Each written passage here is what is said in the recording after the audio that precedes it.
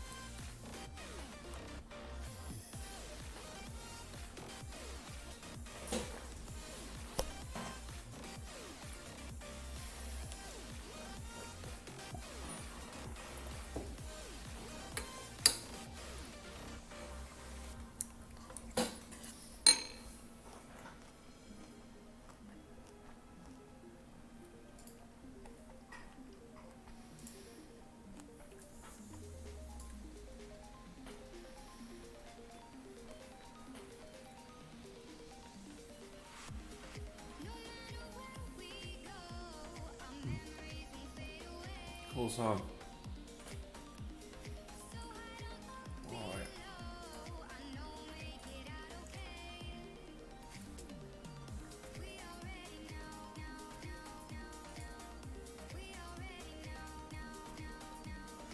Four.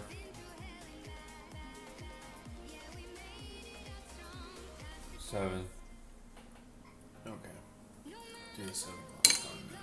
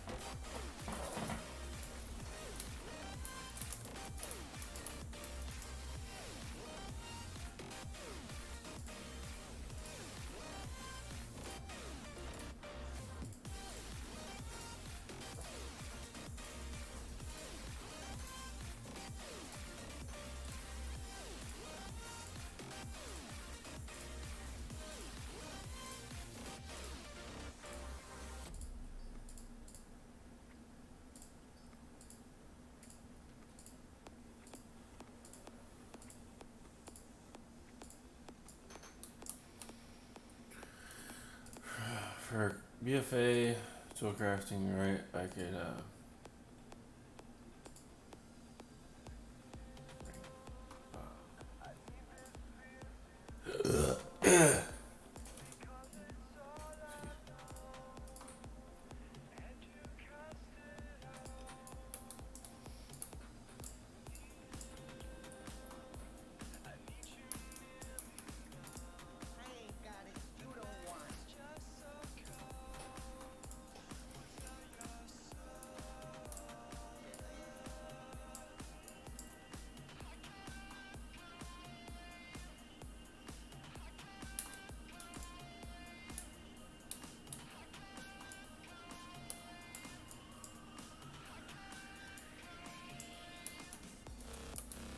let's get another bag. Why not?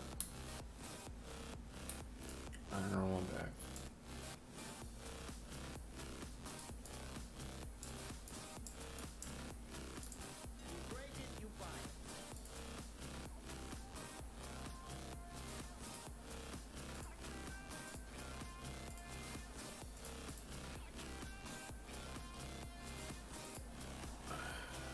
There we go. Is not unique. Cool. There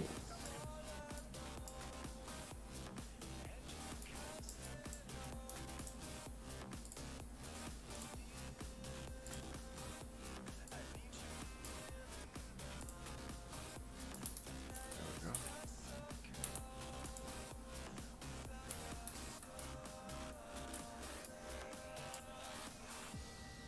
Jesus.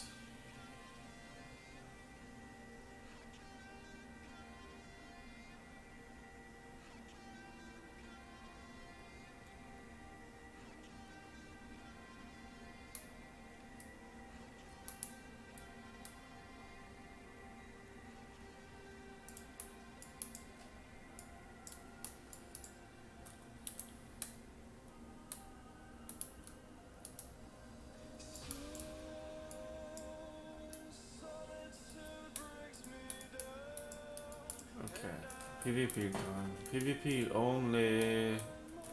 PvP fam. And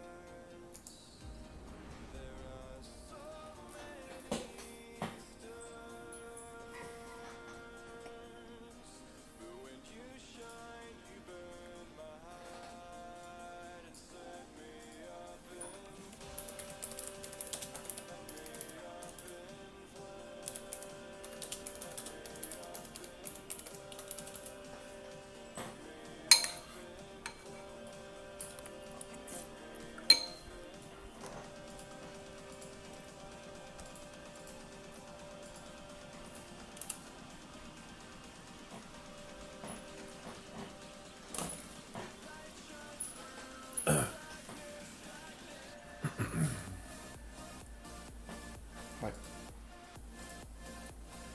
Timmmeee Solar featuring Jeremy Strickland. Okay.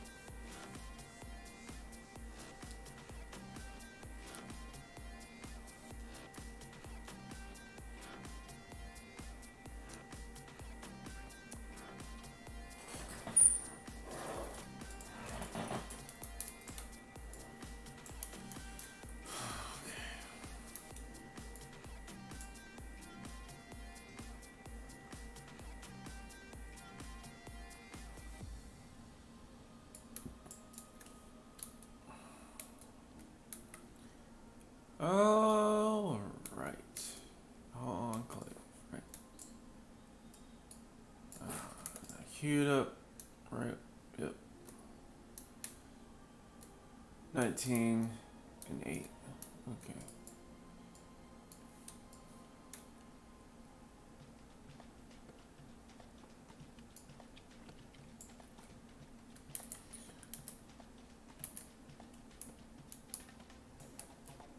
Fourteen. 14. Gloves and boots. Okay.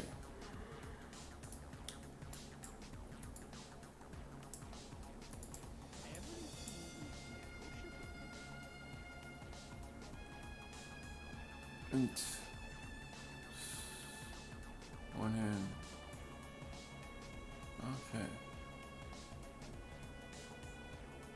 First mess.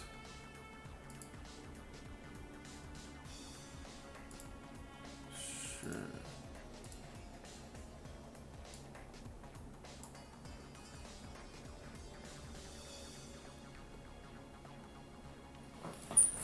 Oh, and it's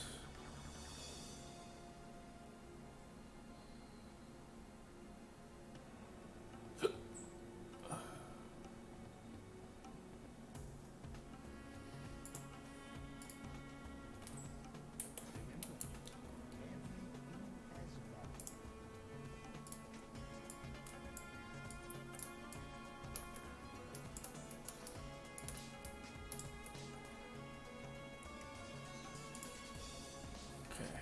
All good.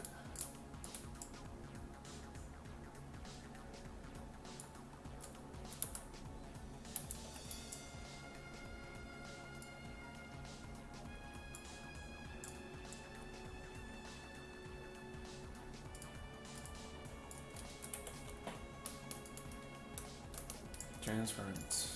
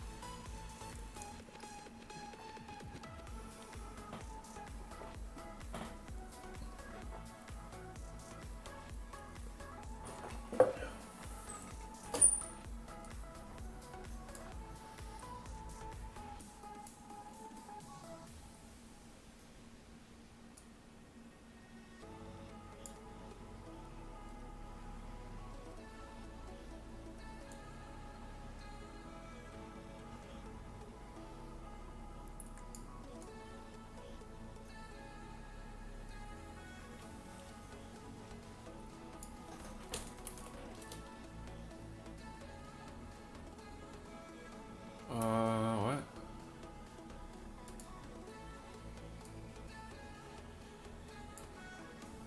Just start. What?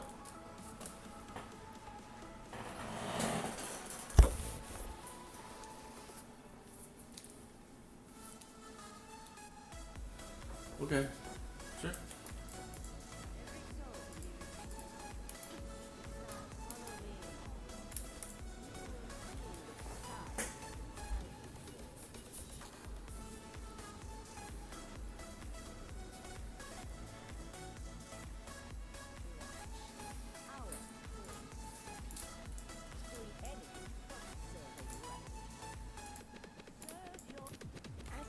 Skip.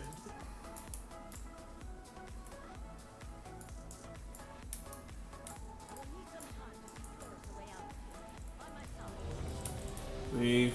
I don't want to do that. No.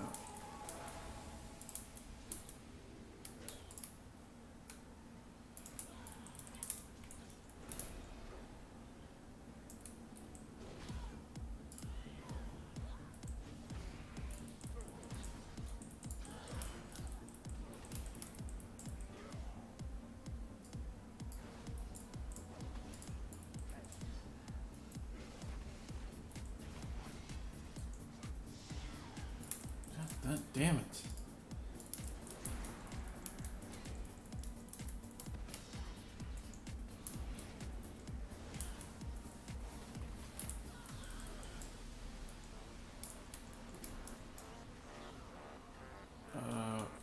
Shit. So far.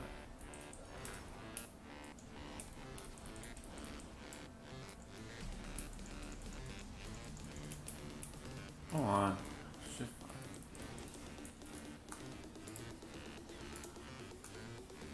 Ah! Stop. Fuck. Shit.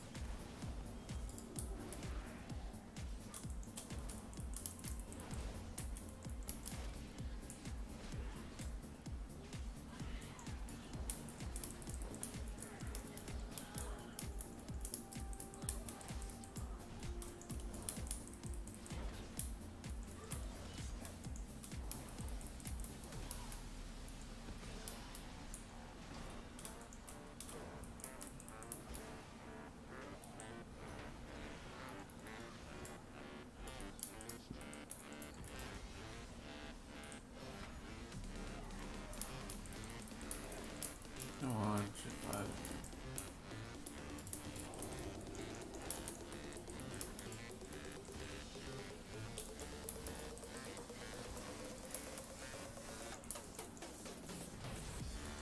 Yeah. Shit. Five.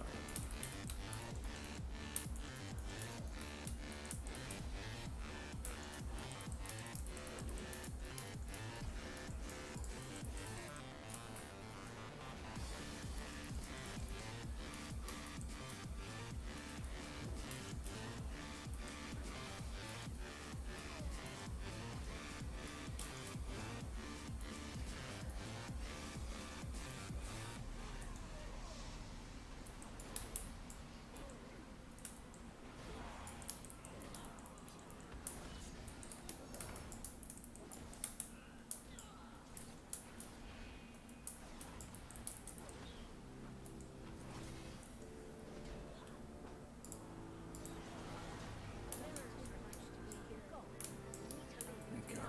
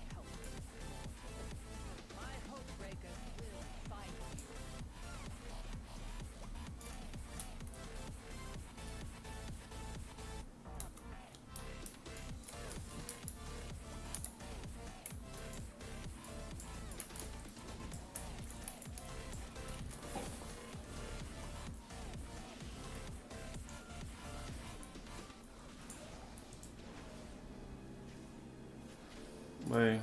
Fuck.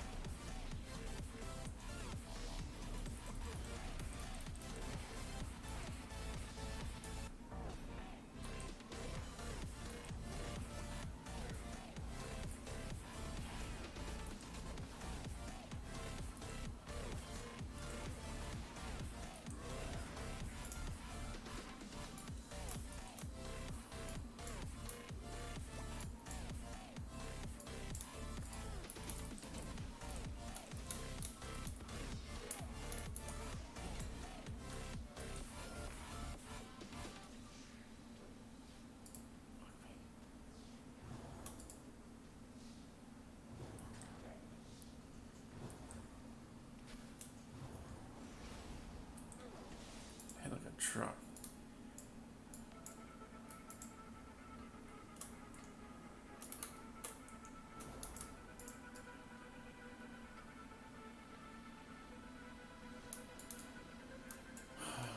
Cinder. Nope.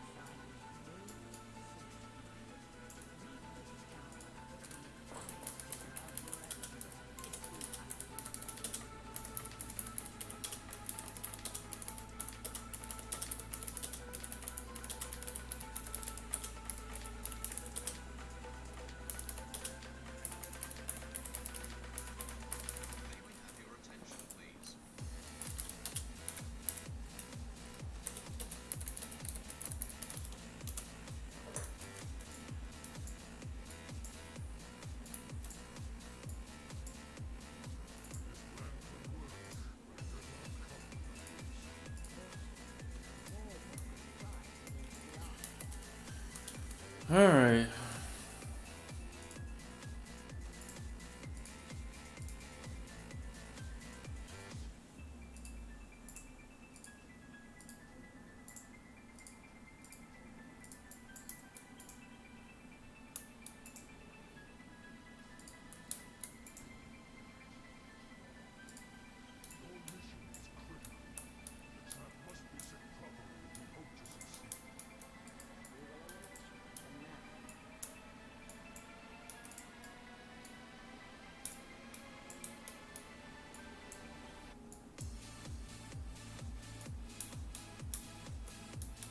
What's over here?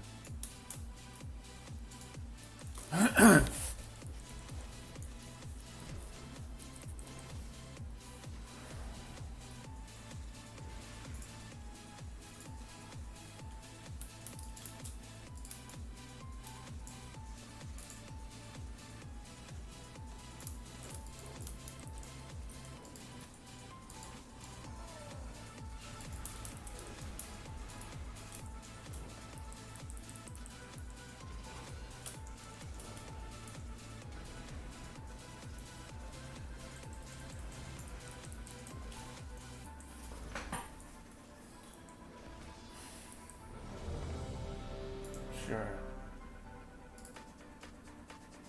Wintergrants!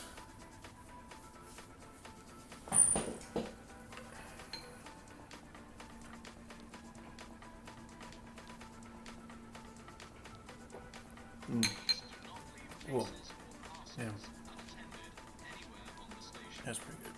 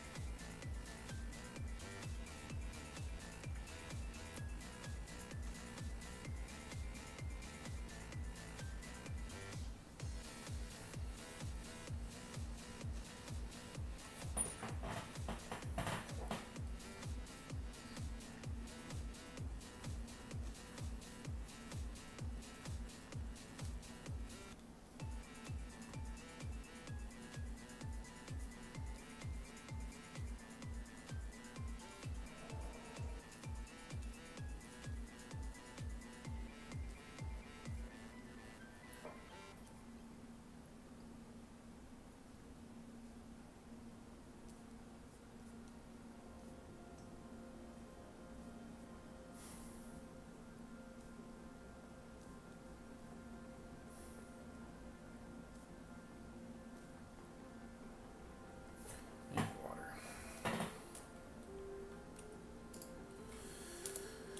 Alright.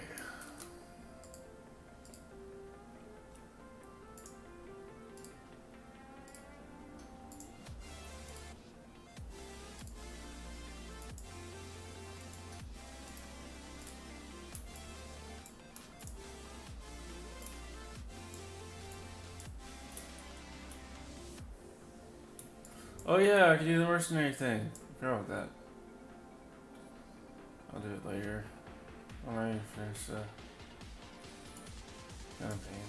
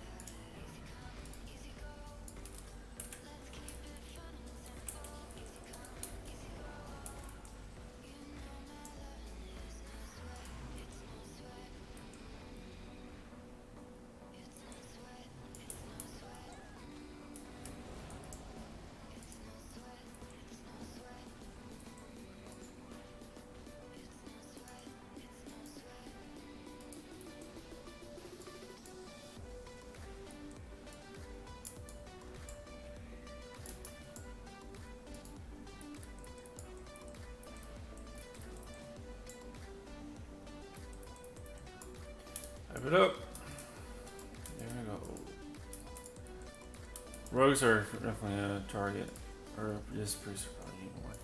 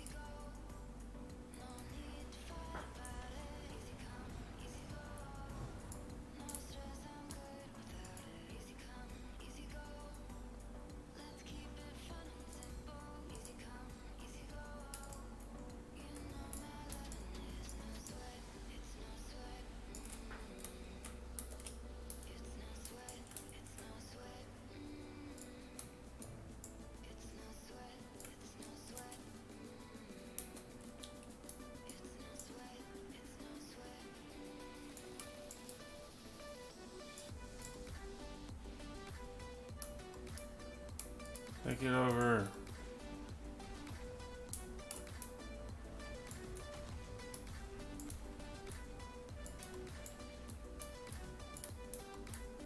What is out? What is out? Oh, taking it over. Come on.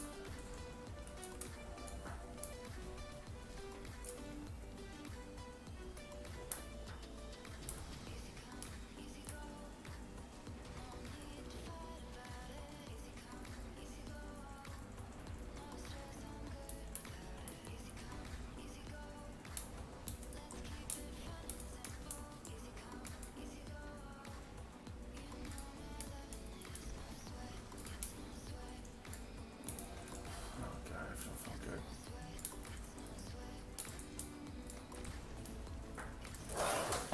Alright, you're back in water.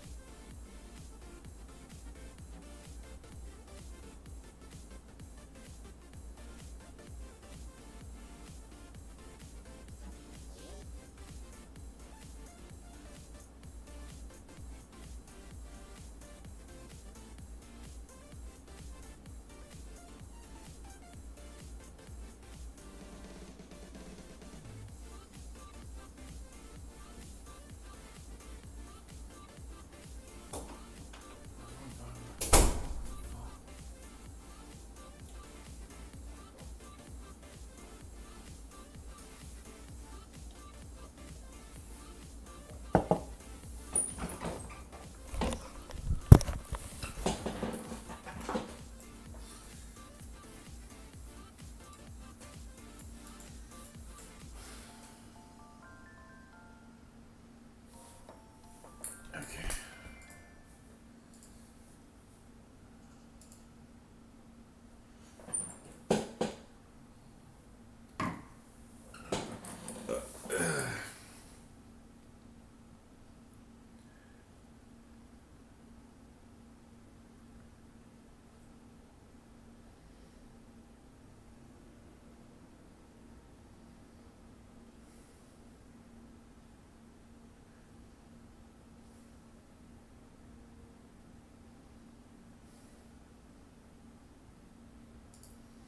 Scalpers.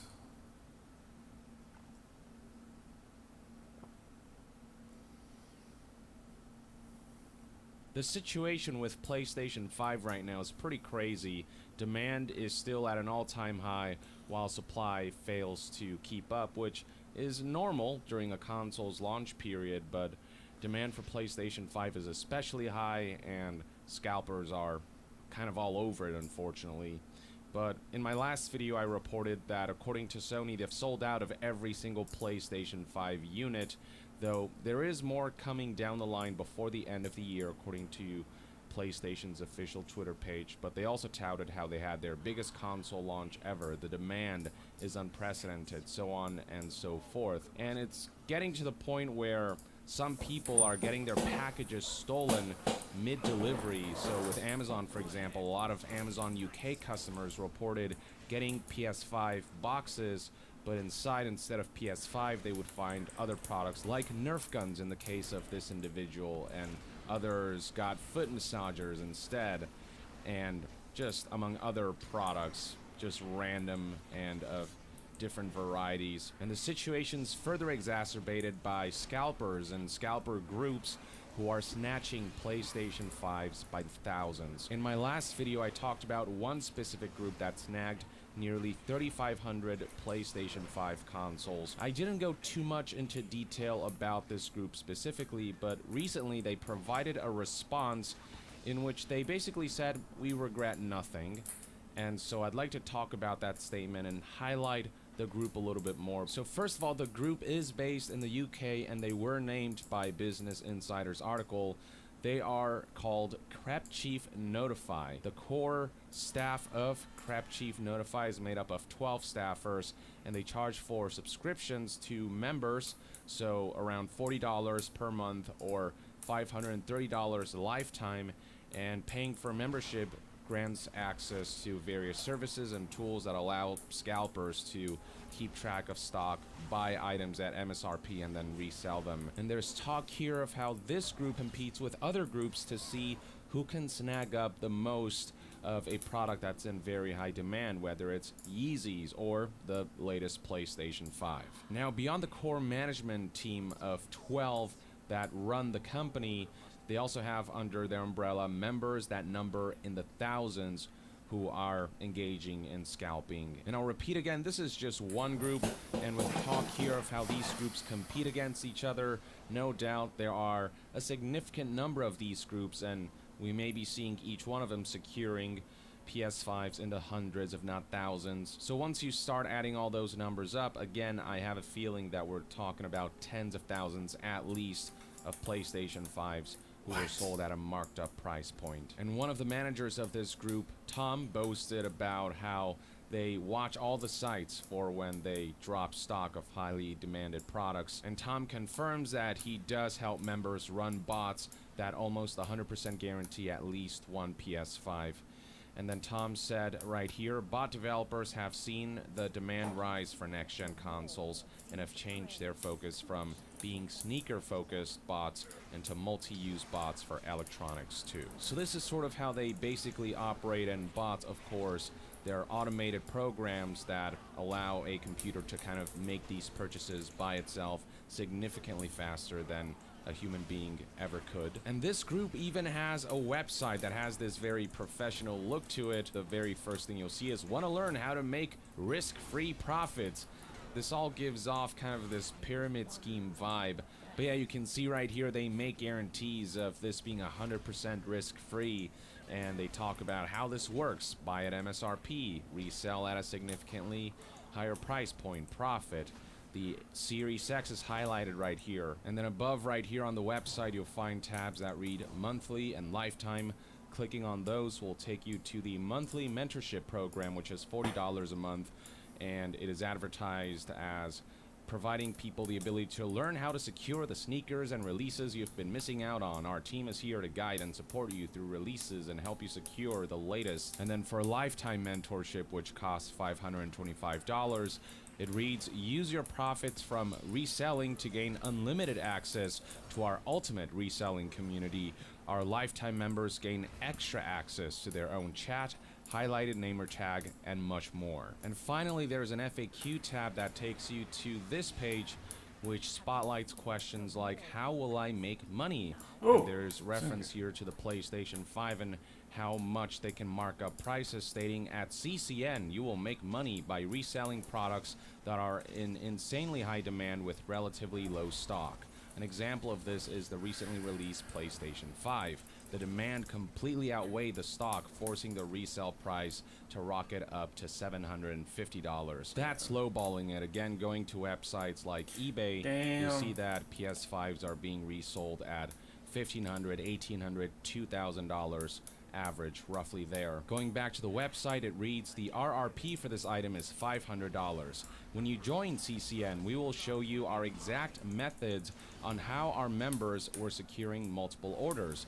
We will also show you how to sell all of these items too. So we're looking at a conglomerate, a business, a company whose entire operation runs on scalping. That is their core business model. And when word spread about how this one scalper group managed to secure 3,500 PS5s in the UK just by themselves, it should come as no surprise that there was a significant amount of backlash directed at them. Crap Chief Notify has responded to the backlash with zero semblance of remorse. So this is what they posted on their Facebook page, and this is their statement. Let us explain how it was done.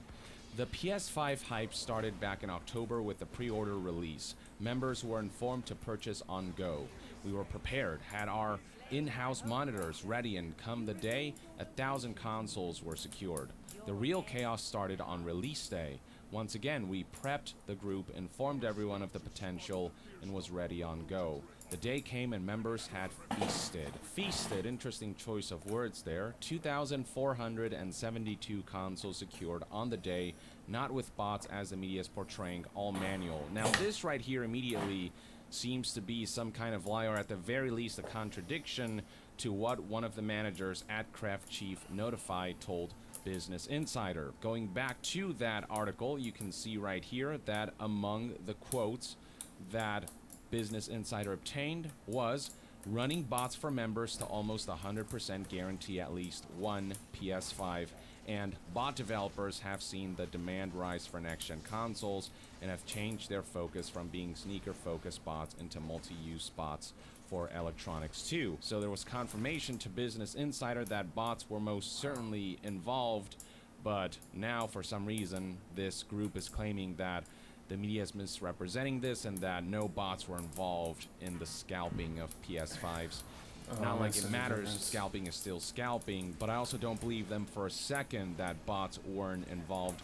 A, because they said as much to Business Insider, and B, if scalping is their core business, bots just offer a huge advantage, and I don't see a scenario in which they're not going to take advantage of that, given that they're already in the business of taking advantage. But the statement here says that it was all done manual, and proceeds to add, sure, we have the advantage with our knowledge and monitors, but that's just being prepared. Fail to prepare, prepare to fail. There were plenty of people who were prepared on the day of at the exact time, but then websites crashed because bots in large part contributed to the flow of traffic that led to said websites crashing, and a lot of people as a result weren't able to secure their own.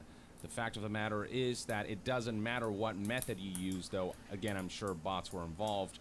Regardless of if this was all done manually through knowledge and monitors, the fact remains that you're depriving people of PlayStation 5 supplies, artificially limiting the supply so you can mark up the prices and exploit people, grift them for more money than they would have otherwise paid. That's how this whole scheme, this whole scam of scalping works. And it's what it is. It's grifting people. The post then tries to garner sympathy by bringing up the pandemic and how that's affected its members, stating, lots of our community have been furloughed, made redundant, or at some form of disadvantage due to the pandemic. These people have managed to cover their bills, put food on the table, and supply Christmas presents to their children. It may be unfortunate that a child won't wake up to a PS5 this Christmas, but another child may have woken up to nothing. We have no regrets. Let's get one thing straight here. Even if the pandemic hadn't happened this year, Crap Chief Notify would have done exactly the same thing. This had nothing to do with trying to look out for their own. This is just a grift. This is just grinding for money is what it is, and exploiting the free market and just using the tools that they have at their disposal to get an advantage over your traditional customer who will go through a traditional process of making a purchase. What we're looking at here is a business that makes money at other people's expense. And not just Crep Chief Notify, all of these scalpers, again, are limiting the supply of PlayStation 5s, marking up the prices, and essentially making it so that only people of a certain class who earn a certain amount of money are able to afford these marked up prices that are in the thousands. People who work their asses off, who saved up for a PlayStation 5 but maybe don't make enough money to buy a PlayStation 5 at $1,500 to $2,000, well, they're screwed because the scalpers decided that, well, the ends justify the means. It's a disgusting business model, though technically it's not illegal under the current law. Right now, it is up to the retailers and their websites to implement the proper security measures so they can throw off the bots and all that. But we all know how that's going, judging by how Series X and PS5 pre-orders and post-launch orders went. Life isn't just about surviving, it's also about trying to find happiness, whether it's through your hobbies, like gaming, for example. So many people find great joy in gaming, especially in 2020, which has been a very rough year. Gaming has served as an excellent form of escapism. Even if PS5 isn't an essential item, a necessity to survive, it's something that could bring a lot of joy to a lot of people, kids and adults alike, especially with the holidays coming up. Christmas is right around the corner. To do this during a time when the economy has taken a hit, when people are more financially strapped than they would usually be, to do this during a time when celebration is coming up and a lot of people may be spending the holidays alone because, they don't want to travel to avoid the risk of spreading the virus further. This is the worst possible year to choose to deprive people of some semblance of joy and relief and escapism, and to charge a premium for that. And to me, scalping isn't all that different from thieving. Somebody who buys a PlayStation 5 at, $2,000 because scalpers marked up the prices that way, they're being robbed of $1,500 as far as I'm concerned. And it's not as if this organization is some sort of charity, it's a business, and they've been in business for a while. I have little doubt that the heads of this scalper group are raking it in. They're making a substantial amount of money from the people, from the members underneath them, through these subscriptions and through the reselling of the products like PlayStation 5. Bringing up the pandemic and talking about how, well, another child could have had nothing. To me, it just feels manipulative. It feels like they're trying to garner sympathy in a situation where they really deserve none. Much like how many video games sell microtransactions, this scalper group is creating a problem intentionally so they can then charge premium for the solution. And looking at the responses to this post, you can see that I'm not the only one who is disgusted by their business scheme. So one Facebook user said, what about the people who had to work throughout the entire pandemic like me? I put myself at risk to go to work, so I thought at the very least I could buy myself a damn PlayStation 5, but then you sacks of shit use bots to snag pretty much the majority of them, and now you claim it's to help people? Get out of here with that bullshit. Yeah, claiming that you're helping people by screwing over other people who don't deserve to get screwed, that doesn't really come off as super philanthropic now, does it? Somebody else said, you can defend yourself all you want, but your action was bot-like. Shit, I don't care about me not getting a PlayStation 5, but you stopped children from normal families from getting a PS5, all for profit. If you have no regrets and don't think that is wrong, then you're fucked in the head. So on and so forth. I mean, you can pause at any point in the video and read all these posts, but scrolling down, it is all pretty much universally negative against these guys, and deservedly so, I would say. A good business finds a way to both contribute to society and make money and find a good balance of business and consumer friendliness. This business is anything but. With this last paragraph here, they're acting like they're some kind of Robin Hood who steal from the rich and give to the poor, but the PS5s are being made much more readily accessible to the rich who can't afford to just spend $2,000 on a console like that, versus the normal families who can't afford that price point, and we're genuinely looking forward to getting a PlayStation 5 at a much more affordable $500 For them, the PS5 becomes less accessible because of scalpers, so they're kind of doing the opposite of a Robin Hood, really. So I mean, I could just go on and Yeah, on. that's This is true. an awful Yeah, statement, an awful response, an awful excuse for what they do. There's not much else to add. Just fuck scalpers. They're the freaking worst. So that's one man's take on the statement posted by scalper group Crab Chief Notify and the scalping situation surrounding PS5 as a whole. Let me know in the comments below what your thoughts and opinions are on all of this, and to be further updated on all things gaming news, reviews, and discussions, stay tuned right here on Young Yeah. I'll see you guys next time. Young out.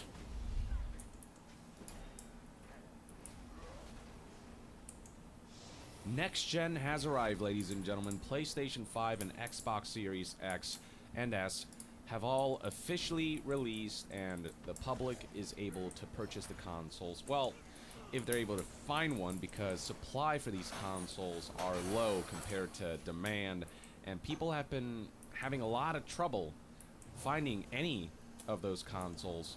And it should come as no surprise. I mean, with the state of the world right now, everyone kind of locked in. A lot of people are looking for entertainment, and video games has been one of those industries that have thrived in this bizarre 2020 year, in this strange environment when it comes to demand. Drugs and alcohol. Many people just want to put their mind away from what's going on outside through the immersion of video games. And so PlayStation 5 in particular apparently has sold out of everything that they've manufactured, according to Jim Ryan, who was interviewed by news outlet TASS, which is a Russian news agency. And when asked, quote, 1 week after the launch on select markets, how are sales doing? This is the response he provided. Everything is sold. Absolutely everything is sold. And everything will be sold in Russia. There's no doubt about that. I've spent much of the last year trying to be sure that we can generate enough demand for the product. And now, in terms of my executive bandwidth, I'm spending a lot of time on trying to increase supply to meet that demand. Now, it is my understanding that Sony did manage to ship more PS5s in this launch period than they did with PlayStation 4. They actually had more PS5 supplies during its launch period, but still, the demand is so high that they're just not able to keep up. In fact, PlayStation just today, November 25th, tweeted out the following: "We want to thank gamers everywhere for making the PlayStation 5 launch our biggest console launch ever. Demand for PlayStation 5 is unprecedented, so we wanted to confirm that more PS5 inventory will be coming to retailers before the end of the year.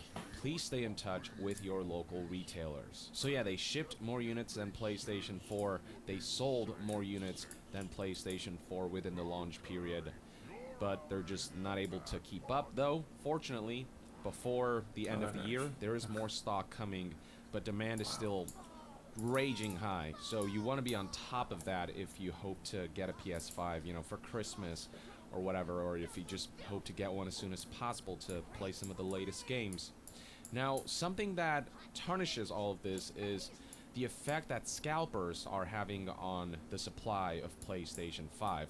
While many people, millions of people, got their hands on PlayStation 5, a significant portion of the manufactured units were certainly snatched up by scalper groups, people who are reselling the consoles at marked up prices after snatching hundreds, if not thousands, of units. And I'll get to that in a bit, but you can see people kind of being aware of the scalper issue. And so you've got people saying stuff like, "Would love to know how many were bought by scalpers. I can't imagine you're okay with consoles just sitting unused, not buying games or subscriptions. LOL, unprecedented, aka the scalpers bought us out within 2 seconds. Sorry fam. It sold out because the scalpers, LOL, so the numbers are not even right." And on the PlayStation 5 subreddit, there is certainly an awareness that scalpers have had a significantly adverse effect on people's ability to find their own PS5 unit. This is what one of the Reddit users had to say in response: "Retailers need to do a better job at securing their websites against bots. 3.5 thousand upvotes." Somebody else responded with, "You mean like add a user-friendly CAPTCHA before checkout or something?" Now, we don't know for sure exactly how many units were snatched up by scalpers, but we can get maybe some idea based on this Business Insider article that highlights how just one reseller group managed to snatch up nearly 3,500 PlayStation 5 consoles, and the resale market might be the only place to score one after it's sold out everywhere online. There's a Eurogamer article. Skip.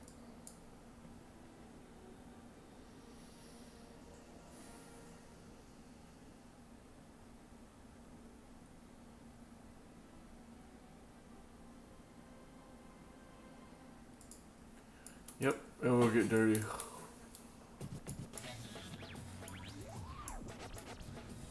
Definitely. Today that there is now a third vaccine. This third vaccine by, I think it's AstraZeneca, has shown at least up to 90% efficacy based upon one version in which they provided half a shot and then half a dosage, and then a month later a second dosage. That proved to have a 90% efficacy. They still have more people to run through their trial.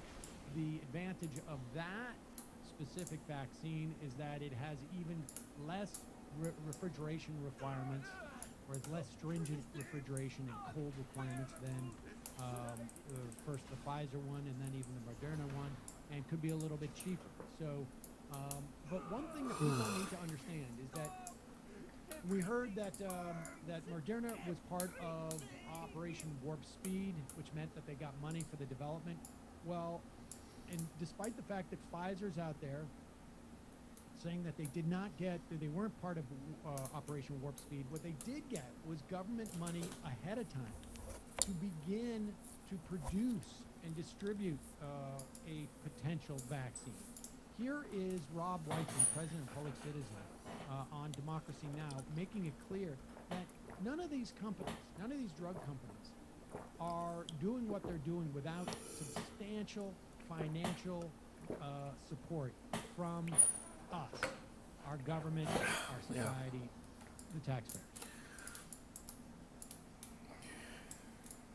It's clip number 10. Explain what it means to say that these vaccines should belong to the world, not be the property of a private corporation. Well, it turns out that the investment in these vaccines, as for most drugs, has really been underwritten by the taxpayer, by the government. In the case of Pfizer, they did not take direct money from the government to finish their vaccine, but they're relying heavily on a publicly funded invention as the core of what they're trying to do. In the case of the Moderna vaccine, which really should be viewed as the National Institutes of Health Moderna vaccine, the government actually owns a portion of the vaccine, we believe. It funded 100% of the development at Moderna. And as you said, they've also now, the government has pledged $1.5 billion to purchase the vaccine that we co-invented and 100% paid for. So these are vaccines that the government has a investment interest in, an ownership interest in the case of Moderna. And therefore, when we think about how it's going to be procured and distributed, and most importantly, produced and supplied in the US, but around the world, the government's just got to say, we're going to exercise our powers. I will say, though, even if the government hadn't paid for the vaccine, even if the inventions weren't products of public investment over many years, oh my God, we should still say we cannot tolerate patent monopolies, corporations, conferring on corporations the power to control who can make the vaccine and how it's going to be supplied. What we should do in the United States and around the world is say, this is technology that the world needs, and we're going to share it as widely as we possibly can to make sure we can produce as much vaccine as we need as quickly as possible to get not just the United States, but the entire world out of the pandemic quickly. Yeah, I mean, I think that final point is even the most important one in many respects. And I know that some will say, well, there's no incentive for the next time for these companies. Give them 10% profit. You know, like a 7 to 10% profit. You can get that. I mean, despite the fact that we have also, we should own this stuff if we have that type of investment in the first place. But even if we didn't, I think it's perfectly reasonable to, exercise some type of like defense production authority, and which is already set up, as get a reasonable profit, 7 to 10%. There you go. You're just not going to be able to use. Huge misdemeanors, huh? Because even in the context, even though despite the fact that this technology was all developed essentially by the government, everything else they have too exists because we have a society and we have a government. And so, just the fact that you can have your factory and not have to worry about, marauders of pirates coming in and cleaning you out. Sometimes society calls and says we want it. That's it. It's so absurd that this is still left up to the private sector, where all of the risk is socialized and all of the reward goes as profits to the people who own this pharmaceutical company. Like, wouldn't it be nice, instead of having to summon the political will to invoke this act every single time the government needs to, whether or not they can do it depends on a lot of other factors. Wouldn't it be great if they just did this themselves because it's a thing that people need? Yeah, I mean, I totally agree, and I think like it's so baked into Washington's consciousness and collective consciousness, basically, and I don't think the Biden administration is going to change anything about it, where they're almost like, well, we are paying and subsidizing these private corporations for the privilege of their service, what they're providing for us with this vaccine, because they have the expertise, as opposed to seeing it more as a public investment in the creation of what these private corporations only have the infrastructure for, because that's what our society has set up, right? So I don't see the Biden administration really challenging this at all and implementing what we're talking about here. I think they will say publicly, right, we want to keep prices down, the vaccine should be available for everybody. I think some are saying for free, but some are saying at a low cost. Affordable access to the vaccine. Exactly. And they're not going to see, no, you, Pfizer, Moderna, and all the companies that benefited from government investment in Operation Warp Speed and elsewhere, you're indebted to the people, and so that's where we're going, and that's where we're starting this conversation. Well, it's going to happen, right? I mean, look, there's a strong incentive for government to make sure that everyone gets this for free, right? Because we want to get rid of the coronavirus. And what's ultimately going to happen is our government's going to pay a huge amount of money to develop these drugs or these vaccines. Our government's going to pay a huge amount of money to distribute them, and then our government's going to pay a huge amount of money to buy and pay for them. And so basically, they have outsourced every aspect of this and paid for all of it. And well, they're held hostage. They're held hostage. We're going to be paying double. As opposed to South Korea, where, Matt, you may have pointed this out, like in South Korea, because they were so diligent about dealing with the virus itself, they are not being held over a barrel by companies that are producing the vaccine, and they're able to actually negotiate fair prices with the money that is given to them by their citizens. Oh yeah, and it looks like China is also going to lap us on this. Surprise. I just saw a news story the other day that China has a vaccine that they're testing now that does not need to be stored at as cold temperatures as the ones we're working with here. So we talk a lot about those aliens that come and pass judgment about the world and like things we messed up. And I do think this issue of like we're afraid to do something about coronavirus because we need to make sure that the capitalists get credit for it. It's the same thing in climate change too, right? Like let's make sure we own all the intellectual property on climate change and how we're going to respond to this crisis. The real danger is going to be is if this vaccine helps with the common cold, right? Because then you're just going to wipe out a huge section of the over-the-counter drug business. Sudafed, you're in trouble, man.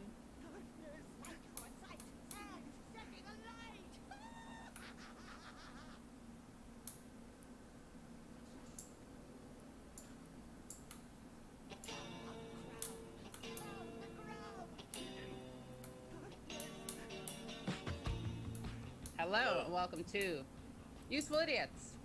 Is the name of our show. Welcome to Useful Idiots is the name of our show. It's come to that, has it? Accents? Yeah. Welcome to Useful Idiots is the name of our show. We want to pump you up. Every time we do that, I want to say that. Whenever we say, I'm Katie Halper and I'm Matt Taibbi and we want to pump you up. People won't even. That's. We're aging ourselves. Yeah, we're aging ourselves. Like, yeah. Wow, that's bad. When both of us are aging ourselves, that's bad. That makes it sound like we have some weird symbiotic or synergistic like diary. What's it? Benjamin Button, Dorian Gray thing going on where we're actually. I think it's like dating ourselves, but that also is not what. That sounds weird too. But aging ourselves makes it sound like I'm somehow aging you. You're aging me. Yeah, we have. Yeah, there's some kind of metaphor in there somewhere. Yeah. There's many metaphors. Yeah. We have a promotional picture that's in an attic that's getting older. On our behalf. That's actually a perfect transition. Did you see the photo? I put it in our doc. Did you see the photo that a fan made of us? No. Dan, if we could pull that up. So, okay. So here's something that was made by one of our fans. My God, that's such an amazing drawing. Right? If we could we zoom in on that a little bit so that people can really appreciate it? All right, so it says, it has Matt with a hat on that says press. What kind of hat would you describe that as? That's a fedora. A fedora, right. And it says press in it. And then there's a drum kit behind him. And then there's a quote bubble coming from his mouth that says, hold on, I didn't hear you. Let me finish muting this Twitter follower. Because Matt kind of famously now does that. Like he announces when he's muting people. And he even has rules. I think it's still your pinned tweet, which I'm like, come on, put a pinned tweet of like useful idiots or something. But it's his pinned tweet is like rules for getting blocked by Matt Taibbi. Well, not blocked, muted. Muted. Oh, really? Is it muted? Okay. And then we have a nice useful idiots mug, which is also a good transition. Then what's the book on the left? Can you see that? It's the Mueller report. The Mueller report. Wow. That's great. And then underneath it just says Matt. I can't really see. I can't see what the notes say. I desperately want to know what they say. I know. We got to turn them around. I can check on Instagram. Then there's a useful idiots mug, which we'll get back to. And then if you could go over to me. Oh, and he also has his finger on the keyboard, which is great. And if you go over to me and zoom in, he's got the hoops, right? I wear hoop earrings a lot. But I'm wearing a neck. Okay, it's a bit superhero-ish, cleavagey. I mean, like, I didn't want to say anything. Yeah, I didn't want to be the one to say anything. No, I mean it's not really. I don't wear. I mean, I'm wearing a V-neck, and you can see, as everyone can see, there's not a cleavage situation. So I don't know if that's some augmented reality or something. But I think you have a relationship with this person that's more advanced than I know, or that I want to let on. And then the quote bubble coming from me says, I just don't understand how people don't get this. I'm not saying necrophilia isn't bad per se.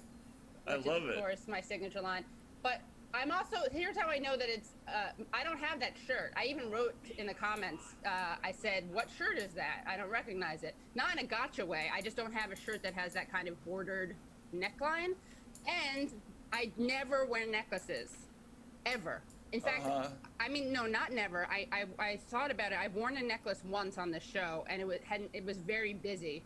So I'm also not sure about that. So there's something going on. He has some kind of blind spot in my upper torso, where I don't know if blind is actually the it's like the opposite. It's when you see more than is actually there. Yeah. Yeah. He has super sight. Yes, he has super sight. Yeah. So, but it's great. It's got a little bit of an Art Crumb kind of a thing going on. Oh yeah, it does. Yeah. And Matt's hand looks really big, and one of the hands is like tapping a keyboard, and the other hand is holding a phone. Yeah, that I'm muting. I'm muting somebody. I might be muting somebody with both hands. Right, or you may be writing an article about the Mueller report with one hand. That's the other possibility. Yeah. We got to dig into this thing. Yeah, we got to dig into it. It's an excellent it is, right? Drawing. And then, I've actually never done anything that creatively impressive, I would say. Do you do art? No. I mean, even like I wouldn't even include my writing in that, category. Like that's impressive. Yeah, and the person who made that is Sam TSOHONIS. So thank you for that. Pretty good, right? Yeah, I mean, the person's an excellent artist with an active fantasy life. Yeah. Oh, wait.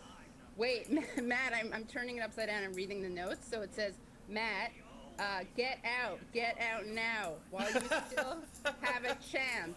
P.S. Have you tried more drugs? Wow, this person knows a lot about me. So we're waiting for you, Sam, to come out with the color version of it. We're really excited. Yeah, we got to put Katie in an X-Men costume. Yeah, I think. seriously, yeah. Yeah. All right, so stuff happened this week, I guess. Yeah, I'm just exhausted. Yeah. I don't care. I mean, I know it's not quite Thanksgiving yet, and so we can't quite. Well, no, this is our Thanksgiving episode. It's our Thanksgiving. But you're saying, right, we can't have an excuse for a tryptophan. I just want to, like, fall over in a pile and not think about anything for, like, a year. What's the pile made of? I don't know. Pillows, clothes, something like that. I like how safety first you are. You maybe want to wear a helmet also. I'll try to avoid falling directly on my teeth. But I just find the news exhausting. I can't watch or follow any of it without getting upset. And anyway, but we'll try to get through the show and say something intelligent about it, I guess. Matt, we should cut this into a trailer for the show. This should be the opening credits of our show. I want to fall over. We'll try to say something intelligent, I guess. Buy a mug and rate and review. Buy a mug and rate and review. Okay, so let's. But we have a great show. We have a great show. It's going to be awesome. It's going to be awesome, yeah. And it's our Thanksgiving themed show. It's going to be really interesting. You'll see. Should we just get into it? Yeah, let's just dive into it. Let's just fall over into a pile. Into it. Yeah. Into it, yeah.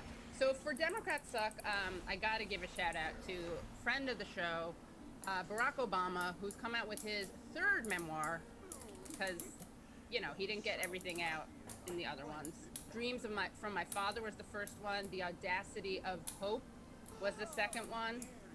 And A Promised Land is the third one. The Audacity of Hope, Thoughts on Reclaiming the American Dream. That was 2006. Dreams from My Father was 1995, and now in 2020 we got A Promised Land. He's a good writer, I have to say. He's a great writer, and he's a great speaker. Yeah. Yeah. No, he is a great speaker. Well, he's not like an orator in the classic sense. Like he doesn't carry you to emotional extremes. He's just very, very convincing. And he conveys like his geniality and intelligence and command and all those things, but he's not like you know, Jesse Jackson or who's another great sort of like blasted out kind of a speaker. I don't know, Neil Kinnock or somebody like that. Right.